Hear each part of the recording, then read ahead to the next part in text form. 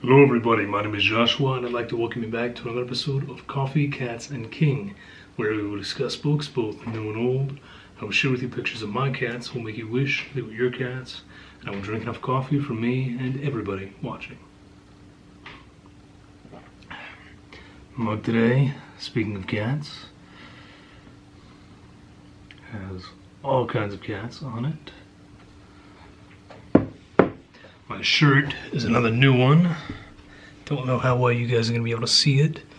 This is from a local coffee shop. My wife got this for me for my birthday. Today I'm here with a book review ×2. And it's been a while since I've done an actual book review. Although I did kind of do a little bit of an impromptu book review on the book that Nikki sent me in that last video. But today we're here to talk about these guys here, Laws of the Skies and Chasing the Boogeyman. Laws of the Skies I just read last month, still very fresh in my brain. Chasing the Boogeyman I read a couple months ago, fully intended to review it and never got around to it. But thankfully, this one is sticking with me. So, before I get into that, I'm going to go on and share some cats with you guys because you deserve it, so let there be cats. Aww. Aww. What are you doing?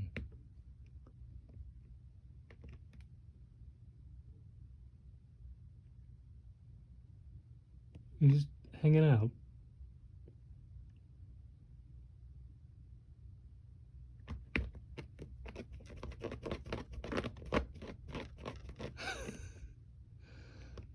Is this like your version of pull-ups, I guess?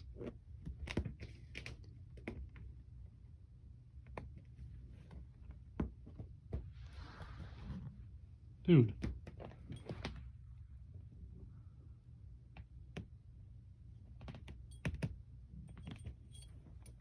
You can't get through there. You cannot get through there.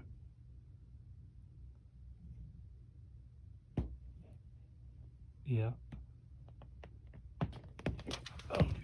Oh dear. Oh dear. I just want you to know how highly disturbing this is. Yeah. All right. Back. Some of you still here? Awesome. We'll get into the reviews. Let me get a little sip of coffee here. Now, I'm going to start with Laws of the Skies. As I said previously, this book was sent to me by Troy. Troy said that this is one of the bleakest novels he has ever read. And in ways, I will definitely agree with that. This is a book about a group of 6-year-olds who head on a class trip into the woods for a little camping trip, and things go horribly wrong. They have a couple chaperones with them. All of those chaperones but one leave the kids to go take care of a health issue, and the chaperone that is left, we're just going to say an accident occurs and he is incapable of anything. He's dead. Okay, he dies, and it's very early on, so it's not a surprise. Now, there's one particular child in this group that everyone is a little unsettled by, we'll say, and for good reason. He starts the book off torturing some small creatures, and one of the mothers who is chaperoning sees, and rather than say anything to him, she just she pretends like she doesn't notice, and I think that is immediately an indicator of what to expect in the rest of the story. What I mean by that is when her and the other mother who are chaperoning leave the man in charge, and when this man has his unfortunate accident, this boy takes it as an opportunity to basically break free of his shell and show people just what a crazed lunatic he actually is. And you're probably thinking, well, Josh, he's 6 years old. How much damage can he really do? A lot. The answer is a lot. I'm going to tell you now, this is one of those books where you should not become attached to any particular character, because whatever character you're thinking of at the time is probably not going to make it out alive. There is just no saving grace for anybody in this book, and I think that's part of what Troy was warning me about when I picked it up. Now, I saw it described as sort of as Lord of the Flies, and I feel like I have to disagree. Lord of the Flies puts these children in a situation where they're just totally isolated, totally on their own. They know that no help is coming, and they really kind of build their own miniature society and tribes from there. Laws of the Skies, these kids just completely panic.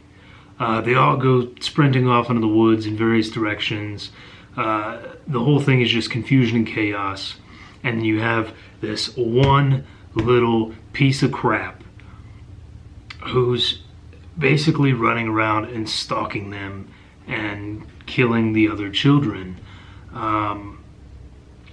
And I'm sorry if that spoils anything for anyone, but there's no way to talk about this book without just flat out saying that. I have a hard time deciding exactly how I feel about Laws of the Skies. As I said, this is not a book for someone if you want any character to root for. It's not a book for you if you're looking for a happy ending, or for that matter even an ambiguous ending. The ending is very clear-cut, and it's not a happy one. And I don't mind that. I don't mind that at all. I think my biggest gripe with this book is that it felt very unrealistic. Not that a bunch of kids couldn't get stranded in the woods. Not that one of them could be completely psychotic and have a tendency to kill. But that particular 6-year-old is able to do some of the things that he does. He does things that are just not humanly possible for a child that young and that small and that frail. Because that's the other thing. I might even give it a little leniency if they said, that he's big for his age or something like that, but he's not. He's a frail, sickly looking child. And yet he's able to do things like pick up big rocks and, bludgeon people to death with them. And so that part for me, it really, it took me out of the story often when those things happened. And I had to kind of adjust and work myself back into it. The other issue for me in regards to this unreality is how the characters talk, how they interact. Now, as I've said, the majority of these characters are 6-year-olds. And they have conversations back and forth.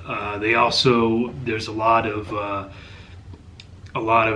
internal monologues going on, and just, thoughts as they are being chased through the woods and trying to survive. And none of these things come anywhere close to sounding like a 6-year-old. In fact, most of these things don't sound like an intelligent adult. I can't think of anyone that would say some of the things that the children say and think in this book. And so that for me, again, it was really hard to accept. And I know that sounds stupid because of, the other stuff that you guys see me reading. A lot of horror asks you to be very open-minded. And I get that. There are certain things that I can accept. I cannot, however, accept a 6-year-old child contemplating morality and what comes after in the manner of a freaking college professor. And that's what I felt like I was getting at times. So those are my big issues with the book. The things physically that this young devil boy does just aren't possible. And the things that these children think and say, again, just not feasible whatsoever. That said, I still enjoyed the book, despite having issues getting into the story and staying in the story. I still enjoyed the book. There is definitely that feeling of bleakness that you just carry with you the whole way. And it's not even bleak, as it is just outright shocking at times. Again, 6-year-old running through the woods suddenly stumbles, and you're reading about a bone splintering up through their leg, and this 6-year-old just screaming as this boy comes after him. And so shocking. That's the best way to say it. Shocking. Not even just bleak, but shocking scenes of violence in this book. And well done for the most part. Again, there are things that I don't think were feasible, but overall very well done. And if you can really suspend your belief for a time, then this is a good book. Now it's translated. I don't know the original language, but it is translated, and I think you can tell in that it's very dryly written in ways. But again, I think that's also just to lend credence to the overall tone of the story. So overall, though, Laws of the Skies, I'm glad that I read it. It is not something that I ever would have found or picked up on my own had Troy not sent it to me. So again, Troy, thank you very much for sharing this with me. It didn't blow me away simply because I had a hard time staying in the story. But at the end of the day, I think for me, it's about a 3.5, maybe a 4 on the right day. And I'm going to suggest it to people like Juan, who like their horror gory and gutsy and no holds bar. Now, on to the other book that I'm here to review. This one, as I said, I read this a couple months ago, Chasing the Boogeyman, and I really wanted to review it for you guys then, but that's when things just got totally chaotic in my life, and it just never happened. I never got around to it, but I have been wanting to talk about this book since I read it.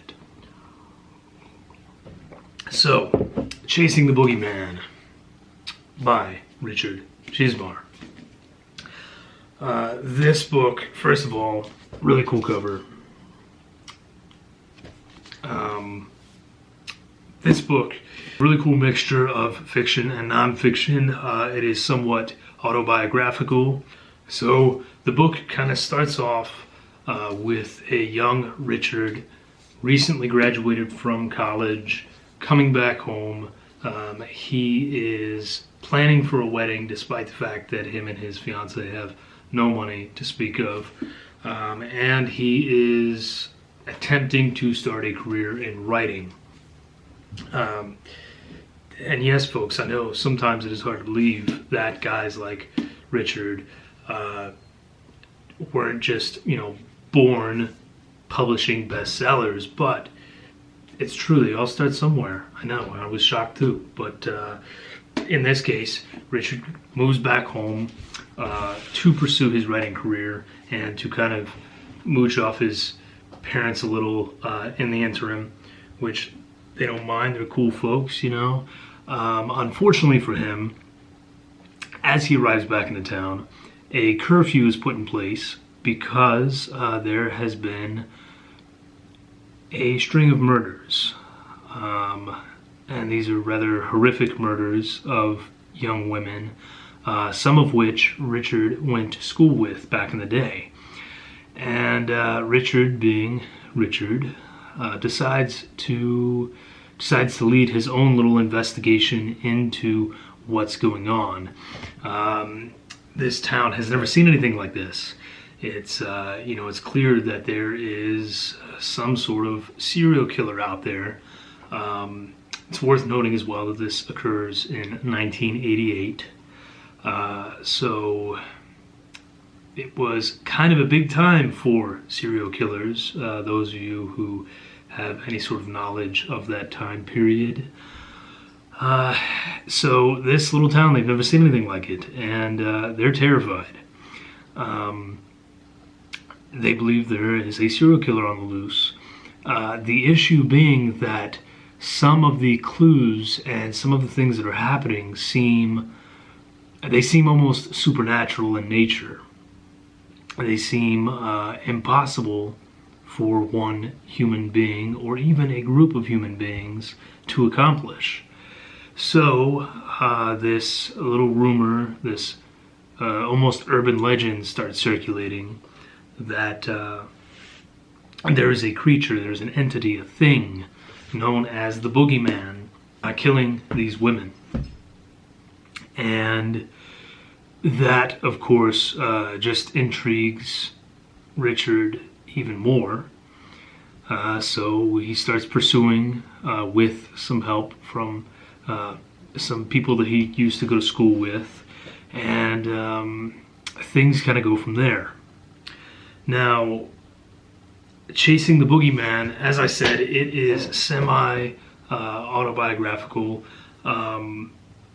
in that Richard finished school, did move it back in with his parents, started his writing career, started up a little magazine that some of you may have heard of that skyrocketed him eventually to success.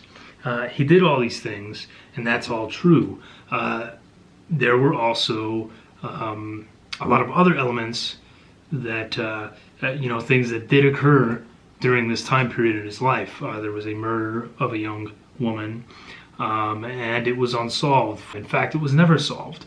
And this is another one of those books where if you are looking for definite answers, you are going to be disappointed by the end. Murders occur, and a lot of times we just don't ever find answers. And I'm not saying that there are no answers in this book, and I'm not going to spoil any sort of ending for you, but you have to be ready for something that's a little more open-ended, something that's a little more ambiguous. That said, what Richard has done here is just so brilliant. One of the major things you always hear when pursuing writing is write what you know. Write what you know. Richard takes that almost to the extreme here, and he has not just written what he knows, he has written what he has been a part of, and then turned it into this incredible fiction. This is crime, it's mystery, it's horror, and it's memoir of a man that a lot of people in the horror community look up to, and a lot of horror authors maybe wouldn't have had their chances had it not been for him. So this is Chasing the Boogeyman is so many things. It is this, it's a hybrid of a novel, and I loved every second of it. I mean, when I tell you guys that from page 2, I knew that that this was something special. This book very quickly became one of my favorites of all time, and I don't say that lightly, guys. For those of you that tune in here, you know I read a lot. Last year I finished 183 books, this being one of them, and this is one of the few that stands out and that I can still very, very well remember every little detail of. This book just, like I said, it's something special. There's nothing out there quite like it, and it's such a simple concept, something that it seems so obvious, but yet what Richard does here is just so amazing. So if you're into true crime, if you're into mystery, if you're into, you know, detective novels, if you will, those slice of life, you know, coming of age, or just good old-fashioned creepy horror, man, pick up Chasing the Boogeyman, because it's freaking phenomenal. This book is never going to leave my bookshelf again. I will always have a copy of it. I loved every minute of it. This was 5 stars for me, but this easily skyrocketed its way into being one of my top 10s. And that's it, guys. I've went on long enough about these 2 books. So completely neglected to mention which book won the voting process. I meant to do that, did not, but it looks like by a landslide this month I will be reading Pen Pal. So I add that to my TBR, and next month I will look at tackling the other 2. Thank you for sticking around for this. I know last video you didn't get any cat footage. I gave you some to start this one. I'm actually going to give you a little more now, just to make up for that. So here you go. Get him, buddy. Get your mousey. You get your mousey. They've been obsessed with this toy, and as you can see, there's very little mouse left from where they've unraveled it. But my dear mother got them this for Christmas. They are absolutely obsessed. It's on this wire. It's not sharp in any way, so it can't bother them, but they can't see it. So even though they realize, of course, that it's on a string, they get to pretend and play that they're actually chasing a mouse. So this one, I'm up at 3 or 4 in the morning, and he is immediately ready to play. Aren't you, Goober? Yes. Laws of the Sky. Very dark, very shocking. 3.5, 4 stars, somewhere in that realm. Pick it up if you're looking for something that's just really going to kind of tear you apart and show you that there's not much good left in humanity. Chasing the Boogeyman, 5 stars, easily one of my best reads of the year. Be looking out for that video coming up soon too, by the way. And recommended to pretty much anyone who would watch this channel. So, that's it for today. Hope you enjoyed the cat footage. I hope you enjoyed these reviews. Let me know in the comments below if you've read either of these books, your thoughts, your opinions, if you have any questions about them, or if you would like to suggest other books to me based upon these. As always, thank you for joining me. Stay safe out there, guys. Have a great week. And I will be back soon with a couple other videos.